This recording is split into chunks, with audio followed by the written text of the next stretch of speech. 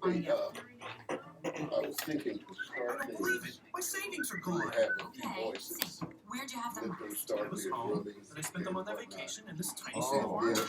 Now they're And then gone. Weird. Renee will Not really. Not saving now means no money later. Put away a few bucks, feel like $1 million. For free ideas on ways to save, go to feedthepig.org. That's feedthepig.org. and you'll have, Focus, little garlic. This message brought to you by the American Institute of Certified I'll Public ask, Accountants, the Arizona Society of to CPAs, and read the Ad Council. the speech was written by Dr. Wilson Hardy. What is climate change? You guys want to get your How is head it affecting set our on lives? so you can And get what can we do about it? We'll connect the dots. From energy to public health, extreme weather, and the economy. Tune in to Climate Hey, Connections. We Billy, bring climate change down to earth. hey, Billy, Hear it daily at 12:58 p.m. where's right here on Radio Phoenix, Billy? where the Valley Yeah. comes to talk, sing, and connect. Roll out the way, Layla. We're gonna have drums in this segment. Hi, I'm When you DJ come in, Rocky probably Chuck. at Join the me beginning. and Tasha for Rise, Radio Phoenix's indie music show. We feature artists from throughout the state of Calvin, Arizona, including after- interviews Okay, and we need to stand by, everybody. Joe, Tune in and discover your new favorite Then local I performers. need everybody to stand by. Wednesdays from 8 to 10 p.m. on RadioPhoenix.org. you got this Somebody go live, yeah. I got you.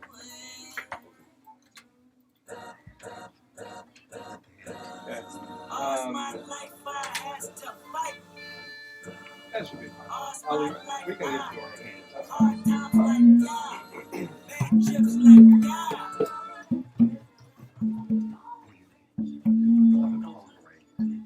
Okay, I need you to bring your mic closer to yourself. Yeah, remember to speak right into the centerpiece of the mic, so keep your lips really like about an inch away from it, so we can hear what you're saying. Okay. You ready? Yeah. Okay. Stand by, everybody. Okay, hold your turn.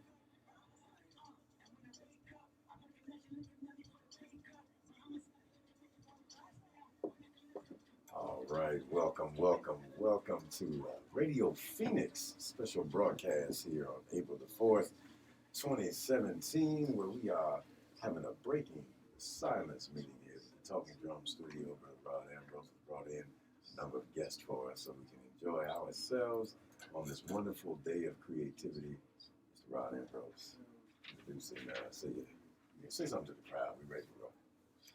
well, let me say Jambo. Jambo to the crowd and to all those that are in our listening audience. Thank you for tuning in tonight. We hope that this will be an momentous occasion in which we are joining on with thousands across the country on this day to commemorate the 50th anniversary of the Beyond Vietnam Breaking the Silence speech of Dr. Martin Luther King Jr.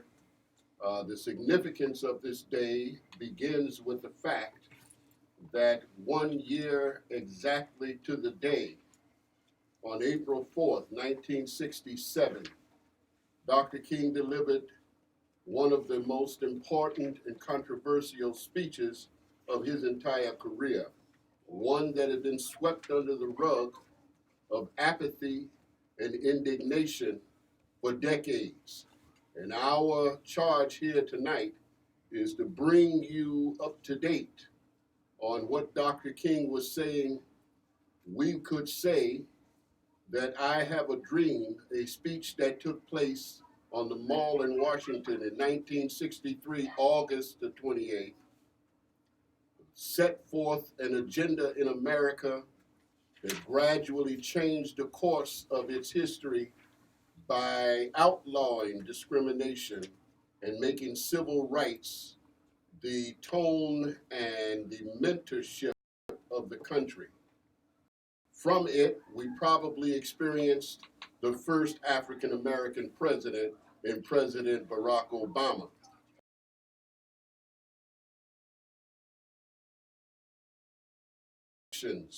For the next 50 years, it is what we should be teaching the next generation about their legacy and their responsibility to the civil rights movement. So without further ado, I would like to pass this on to a few of our people who I have gathered here today and who have been so kind to honor us with their presence. And I thank Brother Kaja Brown and Calvin Worthing for inviting us into Radio Phoenix, Soul Stars, to actually connect with you tonight. All right. To my right, I have a very good friend of mine for years. I've gone over to Phoenix Community College, my alma mater, and talked to her classes. She is an English and literature professor, retired, but of course, she's the kind of soldier that won't retire, and that's why she's here tonight. And she has always brought me in to talk about social justice issues with her classes, and she herself took it upon herself to spin out a number of activists from an English class, and I count that as something pretty heroic. And next to her, you'll see Renee Huff, who is an outstanding leader and activist in this community and has been for a number of decades. She is someone that I've had the honor to work with and who is steadfast and determined to help this community gain its identity consciousness. And so Renee Huff is here to share with us something also about the International Jazz Day recognition that is coming up towards the end of this month, in April 26th and 29th. She'll give you more detail in just a second. Thank you so much, Brother Rod. I want to make sure that we let our listeners know that we are also streaming live via Facebook. We go havoc and task while we are urging our government to disengage itself from disgraceful commitments. We must continue to raise our lives and our voices. In the schools as well. That's exactly right. So, if our nation persists in its perverse ways, we must be prepared to match actions with our words by sending out every creative possible. Even when we are counseling concerning military services, we must clarify our nation's role and that America was on the wrong road of revolution. I'm convinced that if we survive this world revolution, that we must undergo a radical change in values. We must rapidly begin to shift from a thing-oriented, person-oriented society. When machines and computers, profit motive, property rights are considered more important than people, the giant triplets of racism, extreme materialism, and militarism are incapable of being conquered. A true revolution will look uneasily at the glaring contrast of poverty and wealth. With righteous indignation, it will look overseas and see the individual capitalists of the West investing huge sums of money in Asia, Africa, and South America, only to withdraw from the profits, not to see the social betterment of the countries, and say this is not just. A true revolution of values will lay hold of the world order and say of war, this way of settling differences is not just. This sending our home with orphans and widows and filling people's veins with dangerous, poisonous, hateful drug of burning human beings with napalm cannot be reconciled with wisdom, justice, and love. A country that continues year after year to spend more money on military defense than on programs of social uplift is approaching spiritual death. America, the richest and most powerful country in the world, can well lead in this revolution of values. There's nothing but a tragic death wish to keep us from reordering our priorities. There's nothing to keep us from molding a recalcitrant status quo with bruised hands until we have fashioned this thing into a brotherhood of peace. Amen. Thank you. It's pretty, yeah. That's just a snippet of the whole speech. It's about an hour long. Quite a bit of it that he goes into. Some of my favorite parts are dealing with how this nation is still doing 50 years later. The same things. Yeah. mean, that speech is as timely today. Had he not mentioned napalm or conscientious objectors, it would be exactly Yeah. today. Yeah. We see in the news just today Yes. where Syria is dropping poison on their own people in the streets, and babies dying from chemical poisons, from sarin gas, and other kinds of weaponry used on its own citizens. That's barbarism in the 21st century. It can't be tolerated. And we who are citizens of the world, as well as American citizens, need to protest loudly and consistently and forthrightly, courageously against those kinds of thoughts and ideas, no matter where they come from, whether it's in the Kremlin in Russia or in the White House of the United States. So again, we are here live at Radio Phoenix. We are streaming live on Facebook as well on YouTube, Soulstar Live. Facebook is going to be Soulstar Live Radio. You can call in if you have questions or comments or concerns, 602-354-8823, or email at soulstarliveradio@gmail.com. So, Doc, you brought in a few guests for us as well that might have some feelings and thoughts that are worthy to be shared on such a day like this. Can you, really quickly, before we get to the poetry and the good words here, can you tell us about this Day of Creativity and how this came about? Yeah, certainly, Calvin. A little bit less than a year ago, back in October, 400 people gathered 400 people gathered that were artists and activists. They were concerned and upset because of the presidential elections and the terrible pall that hung over the country because of the nasty turns of events.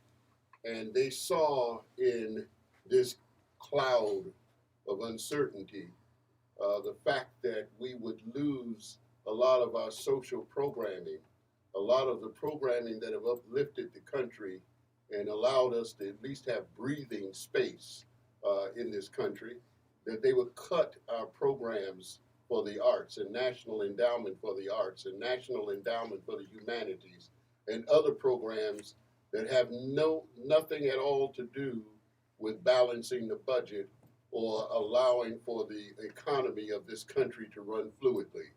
These are mean and nasty cuts to these programs, and we cannot let them go on. These 400 people decided to put together something called the United States Department on Arts and Culture. Nice. When I saw the information come across my screen, I was elated. I'd never heard of a United States Department on Arts and Culture. Indeed, I have, after the history of this country, even going back further than the Harlem Renaissance, America has, in general, had a pretty cynical view of its artists in its midst, and tended to demean and push their artists aside, especially when they wanted to make political commentary, which is why we saw so many black artists going to France and Germany and other countries, because they were much more respected in those countries. Here we have a grassroots movement that started with Dr. Aljosi Harding, the widow of Dr. Vincent Harding, who actually wrote or penned the speech that Calvin Worthing has delivered in a very effective manner that we just heard. And we urge you to go online and find the speech. It's a powerful speech, and I guarantee you it outlines what our direction should be over the next number of years. That group of people, that group of people formed the United States Department on Arts and Culture, and they said they wanted it to be a people's organization so that the Congress or the Senate or anyone in government couldn't cut us. That's right. That's all because we come from, of, and by the people of the United States of America. This movement was what spurred the activity that we have today, and there are story circles all over the country addressing the speech and parts of the speech. And that's why we're here today. And thank you for having us. That's all right. That's all right. Thank you so much. Ed. So we have a couple of guests in the studio that we want to make sure we recognize here. We have Brother Baba and Billy Ramsey Issam in the studio. Both of us here. How do we want to proceed here? I'm really In the excited. house, I'm in really the excited house. to hear Baba, 'cause this is, Yeah. that's like, he probably my dad in the spirit or something. I don't know. Like, we look alike or something. We fake it. We get all of it. I know what my daddy had, but this guy right here has been a blessing to me since I came down into the sun, the valley of the sun. And brother right here behind me, my man. Robert. Mr. Ramsey here. I gotta respect my elders and whatnot. So I'm really excited to see and to hear exactly what we're doing today. You need to jump on this mic here so we can get going? You want to do it? You don't need the mic? But the people need to hear it. Come on. Are you gonna play? Who's gonna do the poem? You ain't gonna do no poem. Did you want me to do Who's gonna do it? Yeah, we want you to do a poem. We know you got one. And Brother Rod got one. Where did as well. Rob go? Robert right here, flip side, right here. Oh, he hiding? Yeah, get Brother Rob. Rob is in the house as well. I don't know who's gonna be You on got right people now. that We gonna can- get it. Yeah. So it is a day of creativity. So we are excited to hear you all create, All right, that's express yourselves. okay. So Let's do it, Rob. Come on, brothers. who's on? Come on now. You ready? All right, put Bob on first. Put Bob on first. Put Bob Oh on man, first. y'all gonna love this one.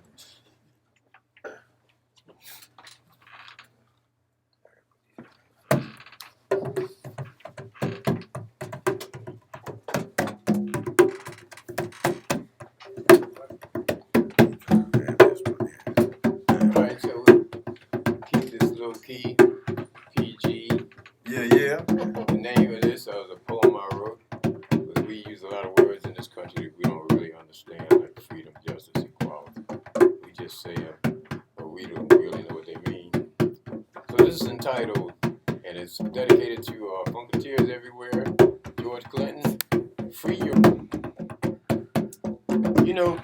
We much too grown and mature to be held in check by our caveman's laws. Because I don't need no man telling me that he alone is my savior. Because my parents put the good in me genetically, and then reinforced it with their behavior. Because a righteous man don't need laws, because justice is already present in his heart. Just like righteous people don't need police, because everyone's anxious to do their part. Now y'all talk about the separation of church and state, but how do you take the law away from God? I mean, he gave it to you in the first place, as I recall, but now it's him you want to disregard? What's the big deal about being free if you don't have self-respect and dignity? Because only in America is freedom considered the highest ideal. Because the 95% of the world's population, that concept has no appeal. Because they know that freedom without justice, well, that just ain't real. For example, free to do what? Enslave me like the Dred Scott decision that Supreme Court decreed that stated no white man was bound by any law in this country to respect me. But the fact that it was ever even in question is still disturbing to me. Just like, what good is being brave if you can't tell right from wrong? And you fight alongside the devil singing one of God's songs. Now, don't get me wrong, these are all admirable ideals, especially when they're true and pure. But you've got to be intelligent enough to put them in their proper perspective before they're worth dying. Because freedom without justice, that just ain't freedom at all. It's like liberty without property. That's just setting you up to fall. It's like being brave if you're a knave. That alone don't make you right. Because if you ain't willing to give your soul up to the darkness, then you need to step your ass into the light. All right now.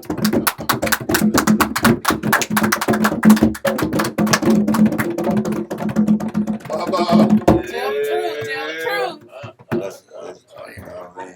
That was amazing. I wasn't either. All right. That is all right and righteous all day long, man. Amen. Thank you so much for coming and sharing that with us here. We still have about a half an hour left and we can discuss a little bit in terms of some of the transition that needs to take place amongst our people. We can definitely pull on some more creativity.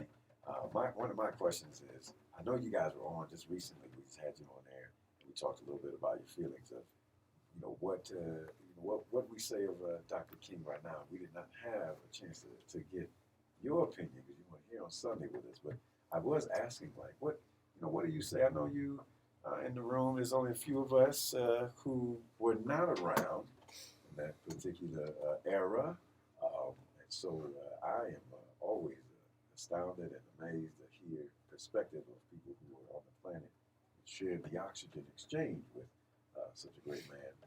What say we, Dr. King, today? Well, of course, my parents were activists as well, and so they produced 5 activists that live and exist and thrive today. My father had the opportunity to meet Dr. King a few times, and he was very quiet about the interactions between the people when he would go to Alabama or Mississippi or whatever. Now, you have to understand, my father is mixed nationality and could pass as a white man. So he was an infiltrator. And he went in on the other side of the fence and gathered intel, more or less. Yeah, so he was covert. Now, actually, he kind of perpetrated while he was in the military for 11 years as well. And when he came out after telling our mom that he could no longer live that life of deception, living 2 lives was difficult. Being a preacher, even more so. Being a man of God, even more so. But he instilled in us the rites of passage that all black children, African American children, were exposed to, that were born to activist parents, because there was so much information available that was being stifled. Even today, you go into the classroom, you hear about some snippets of Dr. King's involvement in civil rights. You hear about Rosa Parks, holding on to her seat on the bus. There's just a few other instances that are kind of divulged in the educational experience today. Now, I don't know if everyone sitting at the table is aware of it, but the government under President Trump right now is looking to go into the classrooms by way of the books, the educational books. And they want to remove as much information so that truly it will be his story. History has always been his story, the person who writes the books. And so when I found out about that, I did a little research. And I'm in the process of trying to link up with some individuals in Washington to find out more about it, because they want to make it a national movement. To stop that movement, to stop that movement, to extract civil rights, the Holocaust, Native American massacres, everything that has happened to all of the peoples that were here before them. They want to exclude that. Essentially trying to make America look great again. Exactly. Their version of being great again. Mercy.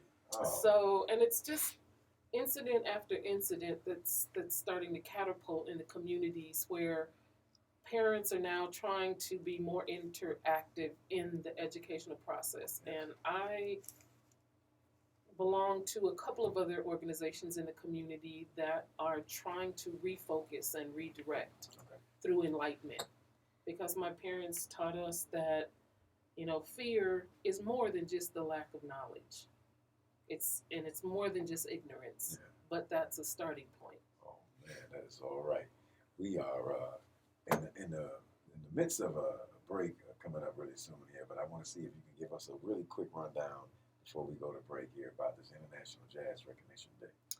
Well, I'm a member of the host committee, and International Jazz Day Foundation will be presenting their first event on April 26th. It's on a Wednesday, and it's going to be held at the Capitol building, the State building, and we will have all of the lawn space. 17th Avenue will be closed down. There'll be additional parking outlined, but one reason that I believe, and I hope everyone is familiar with Doc Jones. He is the jazz artist that owned Doc's Place, the restaurant, the cultural restaurant here in Phoenix. He has made extraordinary moves for the past 15, 20 years to make this event come about. And this is all about maintaining, retaining, and infusing culture and arts in schools, community centers, and the community around us. Right. And so if you're listening, just come on out Wednesday, the 26th of April. It's a free event. It's going to be out in the beautiful weather. They're going to be great artists, music artists, and we just look forward to seeing you. Bring your family, bring your friends, bring a lawn chair, come out and crank it up. It's my cut. I just had to get involved real quick and Okay. cut my cut off. Donny Hathaway, you know what I'm saying? One day we will be free. Thank you for the information. We're going to have more upcoming in the next half hour of the segment. We're going to just take a really quick break, and we'll come back. We're going to hear from Rob. We're going to hear from Robin. Maybe yes. We'll be right back in the special edition of Soul Star Live here on Tuesday night, celebrating creativity. Hey, this is a 2-minute break. This is my cut. So you call me in a moment. It's like, man, it's my thing. I baby. still want to provide some contact information for Yes. the listeners. Yeah, so yeah, they're- definitely. One thing you might want to, I don't know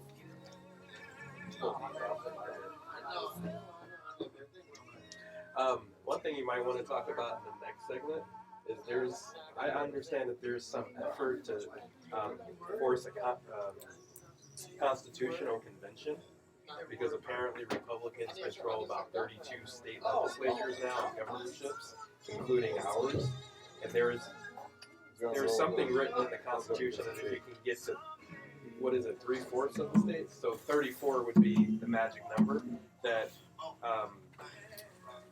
basically whichever party controls those states effectively can trigger a constitutional convention and literally rewrite the Constitution. Were you aware of that? Yes, Were you aware of yes. that? Also, there's right here in Arizona, there are a multitude of the House and Senate locally are pushing to put a bill through that will deny us the right to put a referendum on the ballot. That it must go through the representatives. And so if our representatives are being represented, or are representative of the rich and powerful, then nothing that has anything to do with social justice will make it to the ballot. So, and it's very quiet, and it's very, all of this trauma. So that's we about to going get on. set up, is what you're We're saying. getting set There's a little up. sneak Well, attack I did happening. hear that the Congress just made a statement that the rule of the 2/3, majority, whatever, they're getting ready to undo that. Yes. And they are going to, they said, no, they're going to 60 votes, period. Oh, wow. And because there are more than 60 Republicans, they don't need a Democrat. Wow. They don't need not one Democrat. Well, I think it's, No, that doesn't sound right. Is In the it- Senate, there's not 60 Republicans. In the House, they have more than 2/3. The Right. House is the first and Okay. foremost. If it gets if it past gets the past House, the House, the then Senate it's, will do it. yeah. Okay. Oh, wow. So, yeah, and they are Republican, both are governed by the Republicans now. Now, in itself, there's a lot of good Republicans out there Right. that don't. Stand by, we got about Suppose he 30 gonna set me up, so. It says you up. So you want to talk about housing? I'm gonna play with All you. right, stand Bring by. you in on the, You know what I do? I just slide it on. Hold on, hang on. You gonna play? Oh, okay. Yeah. All right. Take some time to write it down. I want to tell you how I feel right now. Alright, this piece is called These American Blues. Yeah. Say it loud.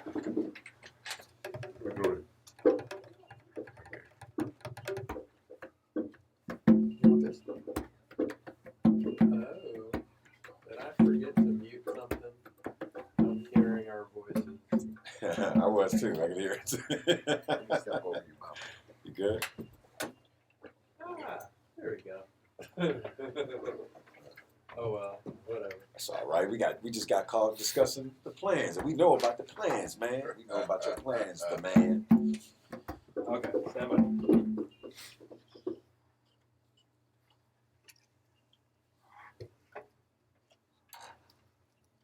Welcome back to this special edition of Soul Star Live on a Tuesday. This is Tuesday was named after Mars, Mars God of War. So we're doing the trumpet battle call today. We're setting up Jericho, we're knocking it out. So I appreciate that. We have some wonderful guests in the studio. We are streaming live on Facebook and on YouTube. Soul Star Live Radio on Facebook and on YouTube and Soul Star Live. It's our channel there. We have a wonderful host of guests here in the studio, and we are ready for another piece of poetic soul, soul stirring. Brother Robert is going to grab the microphone and give us something real special here. It's a treat for you listeners. I hope you enjoy this one here, right here. Come on, it's in the hot seat.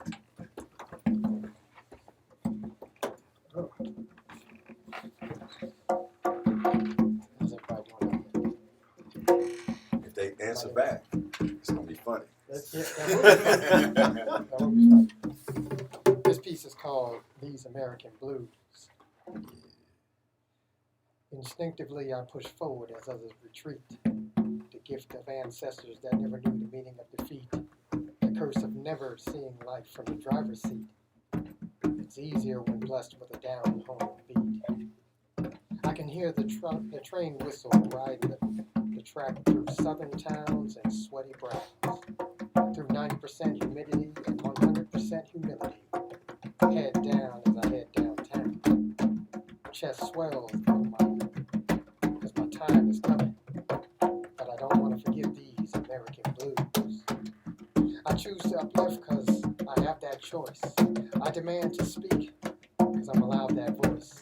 Things are better because the floor is now no longer the ceiling. Once couldn't go inside it, now I can own the building. I take pride in the fact their blues were better than mine. Deeper, darker, maybe less refined. Because it was played with far less sunshine. So I'm honored to call those ancestors mine. But I don't want to forget these American blues. We've come so far, yet still so far to go. Making strides in reality, not just for show.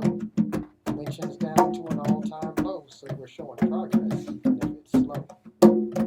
My best friend is white, my daughter's Nana is too. I don't even think that was even possible in 1962. Not in America, land of the free. Oh, say, can you see the deep roots of hypocrisy that digs at my people from the core to the fingertips? We'll never forget these American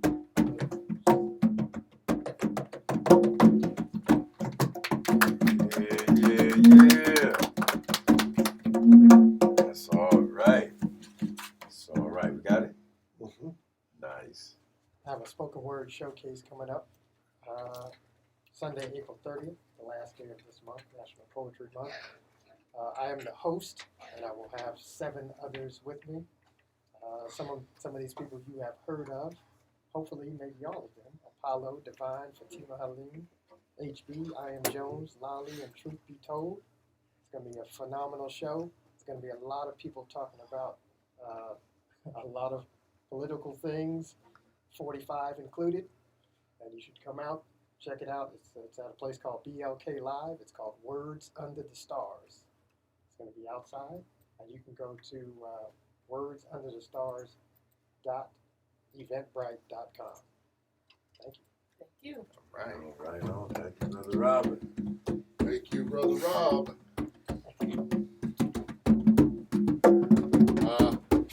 I think at this time, and just kind of going back with Calvin and your addressing what we're doing today in relationship to the movement for Dr. King and the civil rights movement, the legacy. I am here representing 2 very formidable organizations. One you've heard about, it's called the Talking Drum, and I'm sure that you've heard these drums talking here tonight. The other has to do with UPI, Unified Progress International Education.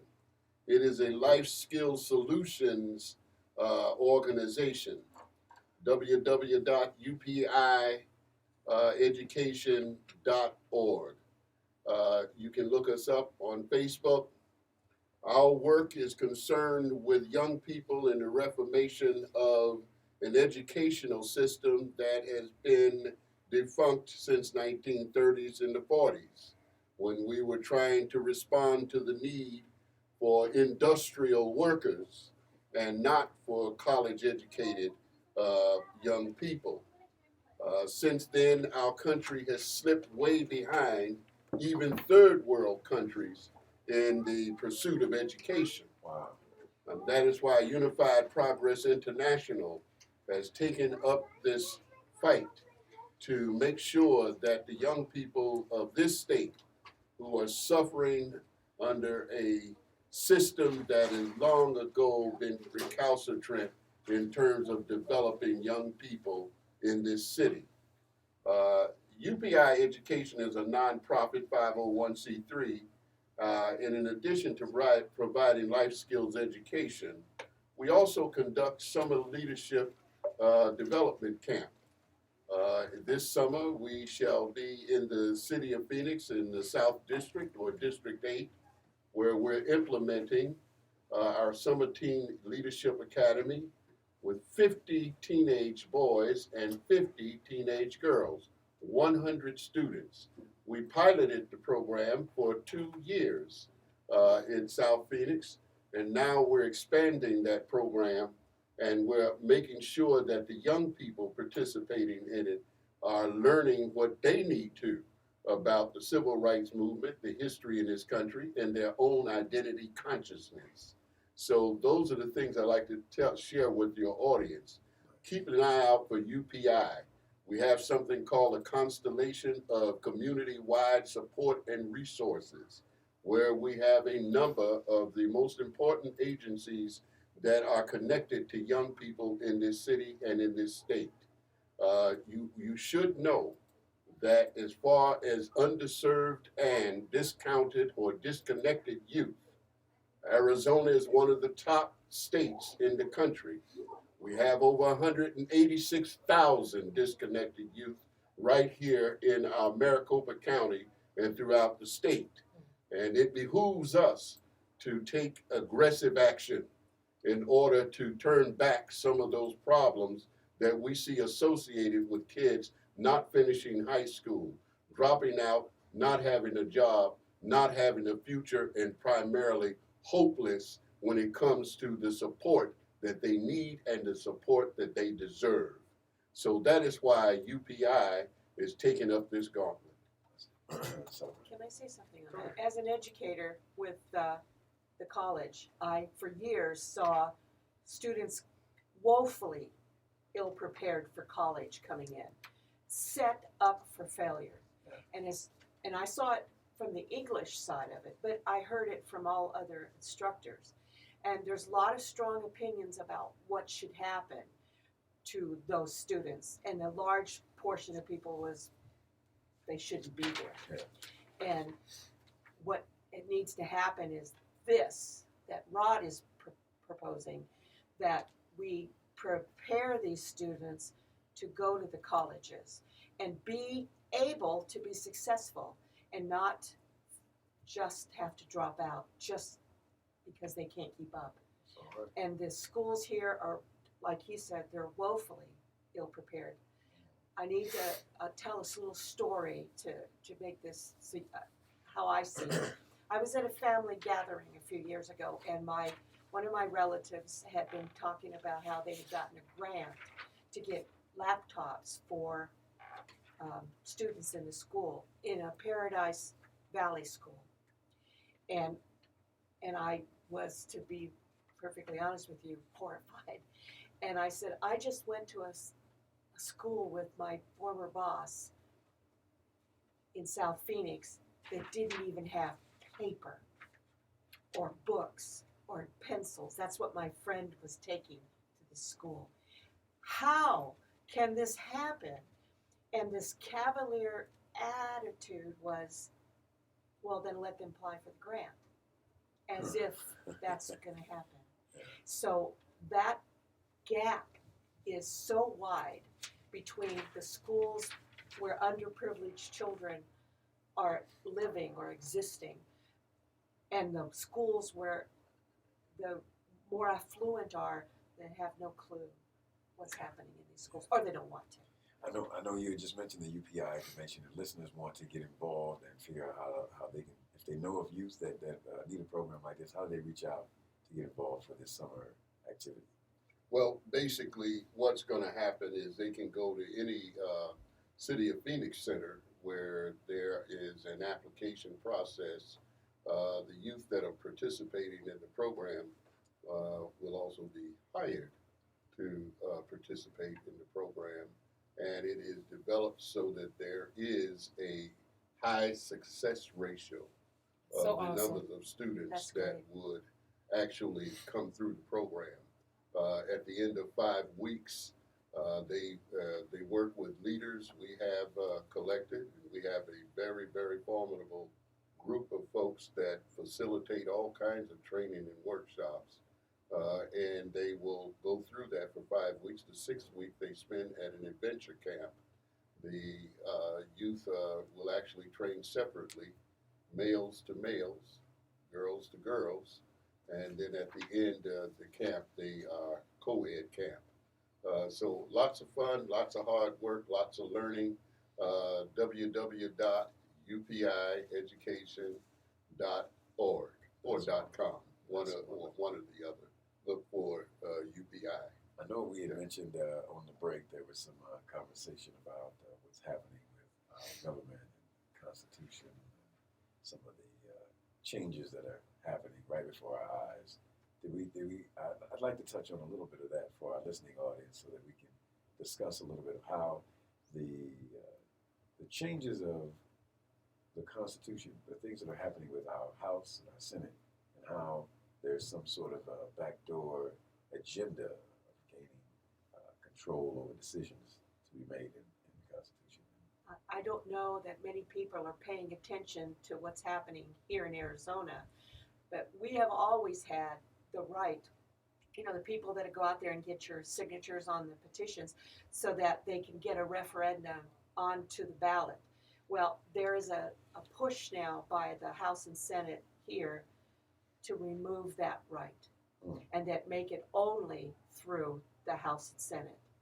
And that means that we as individuals will lose the power to say what our government does if it's only those who are giving the greatest amount of money to the representatives. So we need to fight that and not let them do it. You need to contact every House of Representative, every senator in Arizona, and tell them, don't vote for this, because it's ultimately going to hurt them as well.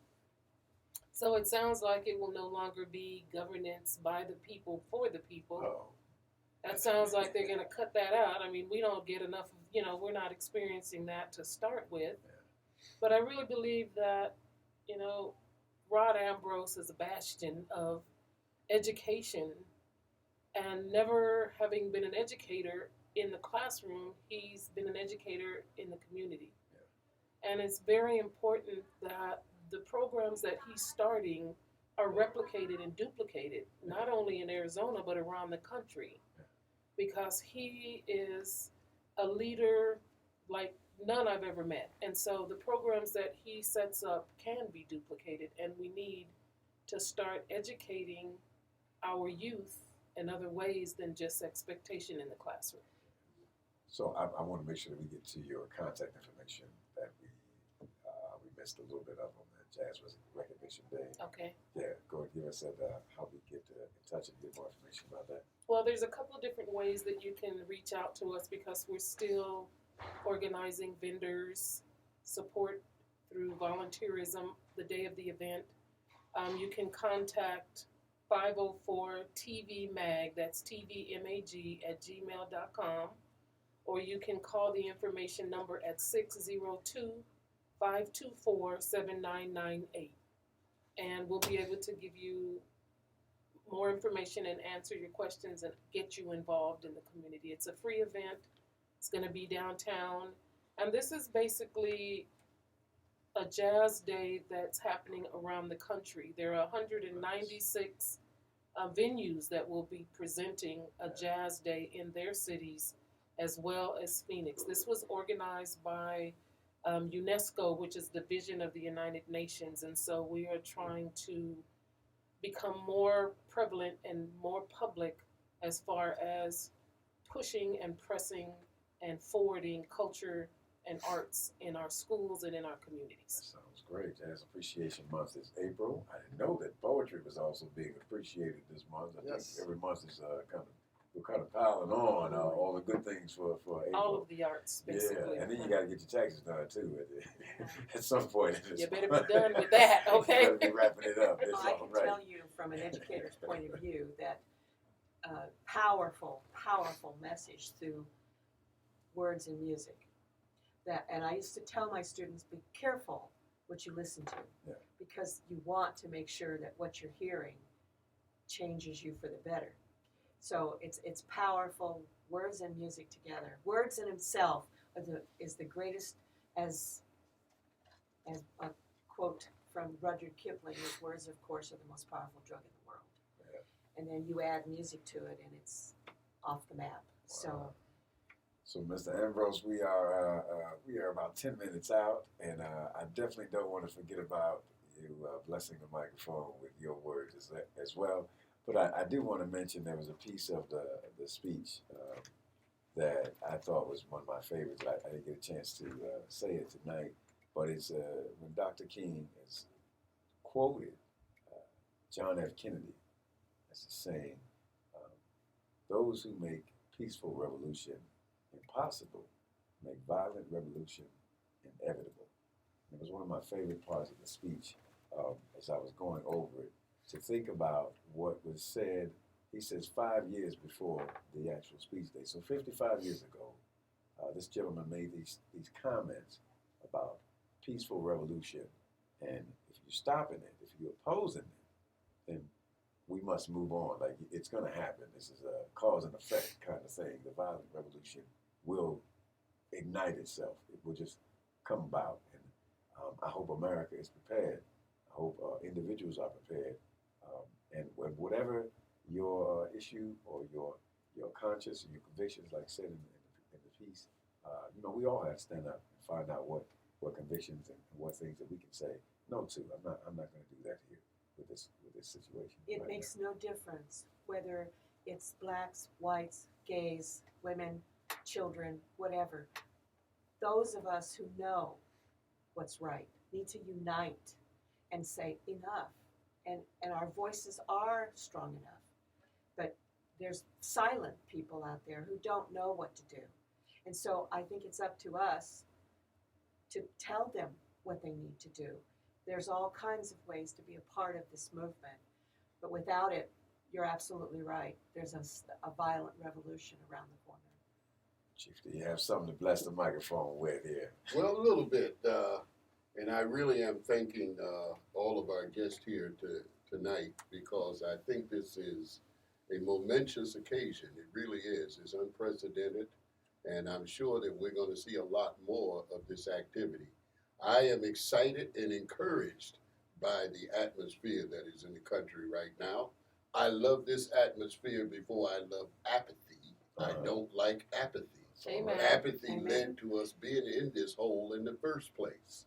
And I think that we can get enlivened and we can become more encouraged to embrace these different movements, the better off we are.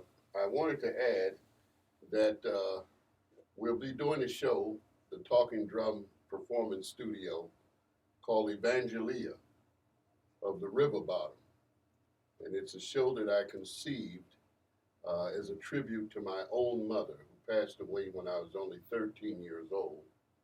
And I thought that I would produce something that would acknowledge and honor and be a tribute to motherhood. And that show will happen on May 12th and 13th at the Gathering Place Church on 6th Street off of Missouri. That happens to be Renee's church. All right. Thank you very much. And they invited me over last year to do the King's speech, I Have a Dream. But of course, I was boycotting the I Have a Dream speech last year. And I promised to never deliver it again. And I have the right to say it. I've delivered it every year, 20, 30 times a year since 1969. I stopped delivering it because I refused to be part of a conspiracy to dumb down America's generations about the civil rights movement. And that is not the efficacious movement that we know. And it's about time we break the silence and told what that movement should be about. Amen. The fact is that these kids should learn about Vietnam and beyond, and breaking the silence and the destruction of those three triple evils: militarism, racism, and materialism on the culture. We need a culture, a revolution of cultural values. Yes. That is what Dr. King left us with. That was the legacy that we needed to carry forth in the 21st century. That being said, I wanted to also say that the vision, the ultimate vision of the Talking Drum Studio is to create a festival on arts, heritage, and culture for Africans and of the African diaspora, Afro-Cubans, Afro-Caribbeans, Afro-Americans, all across the globe. We need an integration of Africans with Africans. That's all right. And we need to be able to acknowledge that culture in a way that uplifts the children so that they don't feel that they've been bastardized by a culture that has not acknowledged their history. That's right. This is where we begin that acknowledgement. So I wanted to do this last poem. It's called As Brothers, and it was written by a young man that goes by the name of Black Wolf. And Black Wolf is an African poet. And that's why I wanted to share this particular poem as we leave today. As brothers,